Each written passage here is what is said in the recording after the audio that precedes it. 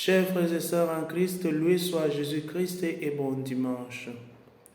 Dans le monde d'aujourd'hui, il est très difficile à un chrétien de vivre au milieu de ses frères, surtout lorsqu'il prend la ferme résolution de vivre en chrétien. Cela devient insolite et nous attire beaucoup de moqueries. Le Christ nous interpelle et nous dit ceci: nous ne devons pas avoir honte de lui parce que nous sommes le temple et le sanctuaire de Dieu. Les textes liturgiques de ce 7e dimanche du temps ordinaire sont riches d'enseignements. Le livre de Lévitique dans l'Ancien Testament, Dieu ayant constaté la dureté de cœur de l'homme, comment l'homme gère la justice, comment l'homme se fait justice, il demande à Moïse de rassembler tous les peuples, parce que ce peuple, ayant connu l'ancienne loi, où il était écrit œil pour œil, dent pour dent. Dieu, voyant qu'avec cette loi, il c'est très difficile de vivre, parce que tout le monde a le droit de se faire justice.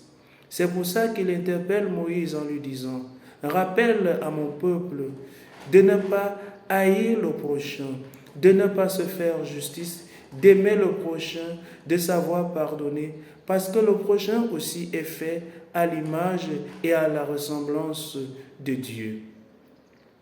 Dans l'évangile selon saint Matthieu, Jésus donne un enseignement sur la miséricorde que parfois nous-mêmes nous n'arrivons pas à comprendre, parce qu'il est très difficile. Le monde où nous vivons aujourd'hui est rempli d'injustice.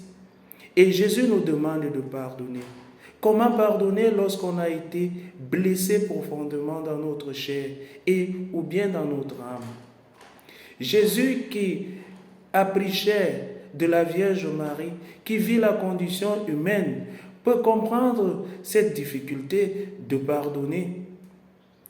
Il nous demande de ne pas se faire justice. Il nous demande de prier même pour ceux qui nous veulent du mal. Il nous demande même de donner à ceux qui nous ont déjà dépossédés. C'est très difficile. Non, ce n'est pas difficile.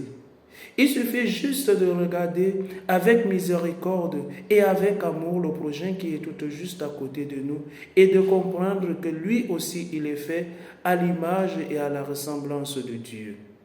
Si nous implorons la miséricorde de Jésus-Christ, de nous pardonner nos péchés, nous aussi, nous devons nous retourner vers le prochain et pardonner les péchés. Dieu qui ne nous regarde pas seulement comme pécheurs, il nous regarde comme enfants, il nous regarde comme un don. C'est lui qui nous a fait à son image et peut comprendre les difficultés que nous pouvons avoir pour succomber à la tentation. Et c'est pour ça qu'il nous accorde cette miséricorde-là. Si lui, il nous pardonne, nous devons aussi faire preuve de cette miséricorde-là.